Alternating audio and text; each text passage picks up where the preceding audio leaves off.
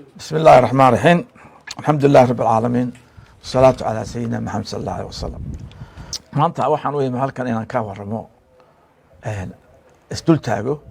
xaaladda dalkeena dibadda iyo gudahaba. marka hore hambalyeynaya xildhibaanada Ingiriiska ee arbacadii dhawata ka dooday arrinta Soomaaliland iyo ictiraafkeeda uu horkacayay xildhibaanka la yidhaaho Gavin. waxaan si gaaraya u hambalyeynayaa xildhibaanadii gabadha heleyduna asalkeedu reer beri ahaa Bangladesh. arrinta Somaliland xil weyn baa ka saaran dowladda Ingiriiska. dowladda Ingiriiska aad bay noogu daynsan tahay haddaan Somaliland nahay. dagaalkii labaad iyo kii koowaadba waan kula qayb galnay. weli waxaa ahayn geesiyadii Somaliland ee Burma, dagaalkii Burma caanka ku noqday reer Somaliland bay ahaayeen. waxaan leenahay Ingiriiska iyo shacbiga Ingiriiskaba waxaan idinka baahannahay hiil intaa ka badan oon ku koobneen koox MB ah, laakiin shacbiga Ingiriiska oo dhan waan uga baahannahay. waxaan kaloo isna taanideynayaa wasiirka arrimaha dibadda ee Somaliland Dr. Kite. inkastoonan wasiirka aqoonin oo hadduu halkaa maray aanan garteen, haddana intuu joogayna shaqo fiican buu qabtay. shalayna kelmad fiican buu ku hadlay markuu VOD hadlayay. tii aan ku baaqinay ee haddaan Soomaaliya lala hadal oo wax Soomaali la yidhaah aanay jirin, ay tahay failed state, dowlad guul daraysatay, haddana caan ku noqotay ta ugu musuqmaasuqa adduunka. waa meel lagu cuno lacagta adduunka lagu cuno. waa la yidhaha dowlad, waxaan dhisinaa security iyo nation building wax la yidhaha. taasna waxaan leeyahay kuwa imani maayaan Soomaaliya, laanna waxa weeye Soomaaliya waxay kugu habrataa maanta ma jirto. ixtiraam baynu siinay, hawadii baynu siinay, hawadii aynu isku haysanay ayaa wasiiradayna markaa joogay aqoon daraantooda ay ku wareejiyeen. walaaladiya Soomaaliya noogu dhiiba ilaahay. taas waxay ka markaa taqacaysaa tayada shacbiga reer Soomaaliya siyaasiyiintooda. waxaan jeclahay inaan qoladan xaasidiinta ah wala weynta dee goordhan xaasidiinba qaar baa inoo xaasidiin cadow ah. kuwaas waxaan leeyahay kelmad quraan leeyahay ilaahay subxaana wa tacaala kufaarta wuxuu yidhi ku dhinta caradiina. anna waxaan leeyahay ku dhinta xaasidnimadiina. kuwa gudaha jooga inaga ka tirsan iyo kuwa shisheeyahaba. xaasidku waxba inaga qaadi maayo. waxa daba weeye maalmahan waad arkaysaa ilaa Maraykankii, ilaa scholarskii, ilaa jaraa'idkii waaweynaa Somaliland carab bay ku hayaan. wanaaggaa inoo soo socda iyo iftiinka inoo baxay waxay dowladda muuse ka shaqaysay ma ahae, waa wax shacbiga reer Somaliland ka shaqeeyeen, amba dhiyaas barahaadeen, amba doorashadii maalintii dhaweytay laba saxanbarsanaha ayaa ahayd. hadda waxa weeye waxaan isku mid ahayn sumcaddeena dibadda maanta joogta iyo gudaheena maanta suu yahay. anigu ma geliyo oo si fiican buu sabti uga warramay ballanqaadadii sameeyey muuse uu kaga baxay ummadda Somaliland. laakiin waxaan sheegayaa maanta dalkeenu uu kala daadsan yahay. inta 4 sano muuse fadhiyey dalka wax horumar u keenay waxaan ahayn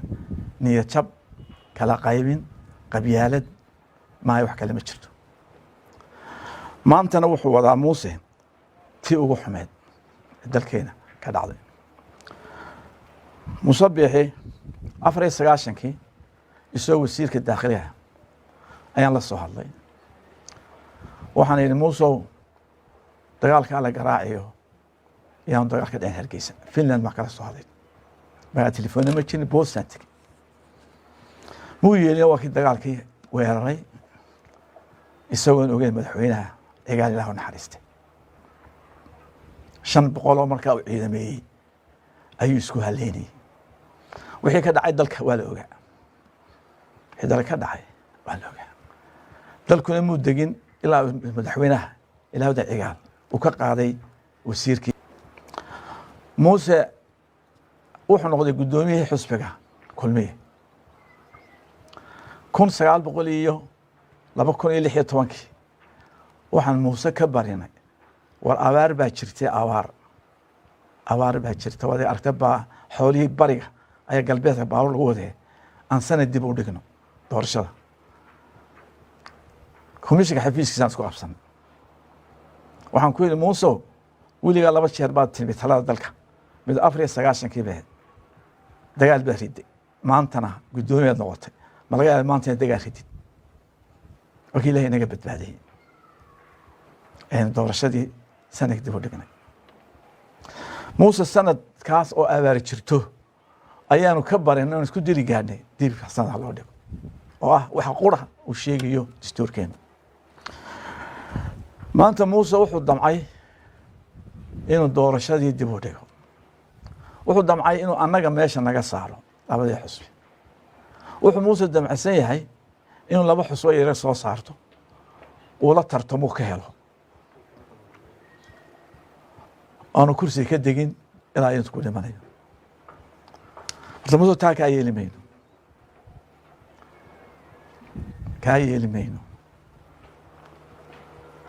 waxaanu kaaga yeelin dalka waa la wada leeyahay shahaadad baanu haysanaa 10 sano 10 sano wax la noo siiyeen 2 jeer u oradno warqad baa soo qortay xeerkaasi waa xeer ka soo jeedista horga tiri baarlamaanka u yaala baarlamaanka arinta u dhaaf ma kuleen raga soo diririsid ee ku hadlaya ee sharita u daweey ku hadlay ana u jawaabi maayo dawaan aqaana qiimahooda iyo waxaan aqaana iyo aqligooda aqaana laakiin aadan kula hadlaya ada wax naga dhaxayaan شعب السومال waxaan leeyahay yaan maanta nabad baan dugsanay oo in Ilaahay ku sugnay farjala qariib allahen yaan Muuse nabad ka ciyaaray doorashadaas inay waqtigeeda ka dhacdo ma ogolaanino waxaan adu geyn anaguna ma geyno distorka in la jabiyana ma ogolin ururada waqtigii ay baarlamaanku ayimo isoo raacaya 2011 xeerka ah ayaan ku kalsoonay arintana wax u taala baarlamaanka Soomaaliland buu taala wala laalay xeerkii musuqmaasuqa isku jebiska isku dirka 2021 wala ka 2011 ayaa lagu shaqeynay موسى waxaan ku leeyahay waxaan ku la talinayaa Muuse niyada wanaagsan iyo hilimada soo socota ee dalka u soo socotay ummadeena dekadiyo dhamaanaysa insha Allah taala kali doorka oo dhamaanaya alxamdulillah free zone la sameynayo alxamdulillah xafiis badan oo ka furiyo maalgash badan oo soo socda ha ka horgeyn wanaaga soo socda muraadkaaga shakhsi oon meel mar ahayn waxa magac kugu filan inaad doorashooyinkii qabatay waxa magac kugu filan si aad uga soo horjeeday maalintii cigaal kordhinayay si aad uga soo jeeday maalintii sirriyaal kordhinayay si aad uga soo jeeday maalintan kulaha ka daawo abaar baa jirtay kordhiska diidaysay أنا وما أقول تشوف ما كله وعن كل صلينيا وطلع إلهي أوك سبحانه وتعالى صدقنا كيه للدولة إلهي أوك إن قال الدولة سبحانه وتعالى إن تقال إلهي أوك ummadda masaakiinta aad ka qufushay adduunkii dhaqaale haysan nabadgelyo qura ku naalado ka daaban ku leenay berita way noo imanayaan dadkii naga caawin jiray dhaqaalaha naga caawin jiray doorashooyinka bisha 1 December iyagoo faraxsan oo isku afna bay naga tegeen waxaan kaa codsanayaa maantana inagoo isku afa oo u diyaar garoona intaan bisan qabsano doorasho wanaagsan madaxweyne inaga tagaan dhaqaalahana ina siiyaan ayaan leeka barina waxaan kaa codsanayaa wada jir ayaan dalkan wax ku noqon karnaa wada jir ayaan ixtiraam ku heli karnaa wada jir ayaan nabadgelyo ku helaan karnaa wada jirkii iyo waxaan ku soo caanamay ha ka tegin ayaan ku leeyahay waxaan ku leeyahay Muuse nasiib baad leedahay maanta waa lagu doortay waana ku taanideynay waxaa lanagu yidhi mucaarid ma jiro time baanu ku siinay hayska recordka hayska xumeen tii maalinteed oo ta dhacdayna adaa sharafteeda leh sharaf maantana sharafta kana ku darsan ku leh waxaan wax ku noqon karnaa inuu dalkeenu socdo ayaan ku noqon karnaa waxaan aad iyo aad u cambaareynayana fararkan soo baxay maalmihii dambe la leeyahay dhalinyarada dadka qafaalanaysa dadkii social media waa la ugaarsanaya hadday dhalinyartu isku muuqato oo baasalo isku qaadato nabadgelyo wax xumaanaysa arrintaas waxaan ku leeyahay madaxweynuhu dalka ka daa dhalinyartu yaan isumeyn yaan gaangisar samaysan qolobo xaafad cidda kale ka ilaalisa waxaan kuu sheegayaa oo shacbi Soomaaliya sheegaya hadday doorasho dhici weydo dadkii inoo dadaalay ka hadlay baarlamaanka hadda ololaha ku jira in dad badan keensadaan MPya badani hadday doorasho dhici weydo waxay yidhaaheen dhabarkaa naga toogatay dhabarka waxaan wadnayna halkaas ku baaba'aya waxaa soo socdoo dhan haddaanay doorasho dhicin waa idiin sheegayaan Soomaalida waa loo kala tegaya haddaan laynoo kala tegana qasab laynoo kala tegaya madaxweyne ma noqonaysid haddaad ii diidaan aan sharaxoon kula tartamo adna inaad ku fadhidid marka mandateeka u dhammaado anna ma ogolaanayo labada xusina ma ogolaanaya taageerayaashina ma ogolaanaya meesha aanu taageerayaasha joogana kama talinaysid haddaanad sharci ku socon saasaan kuu sheegaya ilaah waxaan ka baraya in ilaah aqliga ku soo celiyo ilaah waxaan ku baraya subxaana wa tacaala kii ku guulaysta inuu ilaah kaa dhigo doorashada inaad qabatid oo wanaag ilaah ku soo tusaan ilaah ka baraya ka bax baan ku leeyahay damac shakhsi ka soco danta ummadda horeysi danta ummadda dadkeena gaajoonaya baktiyaya cusbitaal haysan oon biyo haysan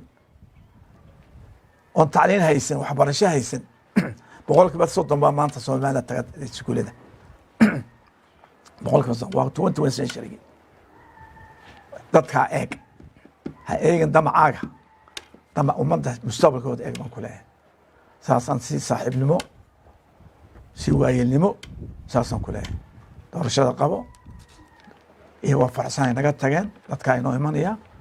gamcaan isqabsano doorasho nabadgelyo ilaahay noo qabto subxaanahu wa tacaala shalay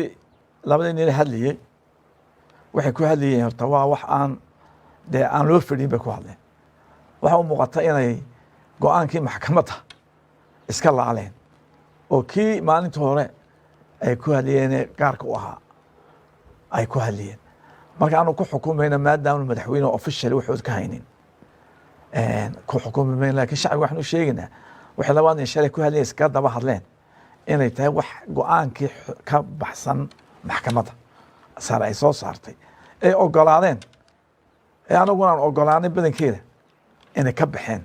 ayaa horta halkaa ka muujinaysa taasna madaxweyne waxaan leenahay dee soo kala cadday haddii la yidhaaho asalaamu calaykum